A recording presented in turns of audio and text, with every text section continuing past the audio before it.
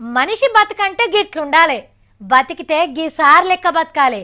ఇల్లు సంసారం లేకున్నా కోట్ల మంది గుండెలల్లా గుడి కట్టుకుండ్రు. పుట్టుకంటే గది. ఆయన లేకుంటే ఇలా మన జవాన్లు ఇంత ధైర్యంగా ఉండేటోళ్ళు కాదు. కొన్ని రోజుల కిందట కలాం సార్ గురించి ఏడ చూసినా గిసొంటి ముచ్చట్లయినవడ్డాయి కదా. ఆయన సావుకు ఎక్కడెక్కడల్లో వచ్చిండ్రు, సమాధికి పూజలు చేసిపోయిండ్రు. మరి ఇవాళ ఎట్లుందో తెలిసినా?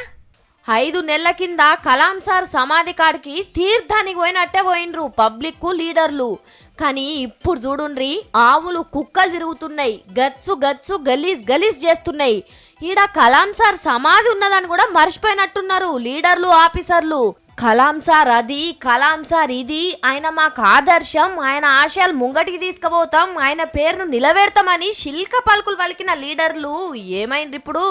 కనబడే సమాధినే మర్చిపోయినరంటే ఇక ఆయన ఆశయాలు, సిద్ధాంతాలు యాదికుంటాయి. మా రామేశ్వరంలో పుట్టిన రత్నం, అంత గొప్ప మనిషి మా రాష్ట్రంలో పుట్టుడు మేం చేసుకున్న భాగ్యం, పుణ్యం అని పలికిన జయం ఎటువైంది? కలాం సార్ను మించిన దేశభక్తులు లేడని సుద్దులు చెప్పిన సెంటర్ సర్కార్ పువ్వు గుర్తు సిద్ధయ్యలు ఎక్కడికి పోయినరు ఇప్పుడు? ఇగో గిది కలాం సార్కు మన సర్కార్లు ఇచ్చే గౌరవం.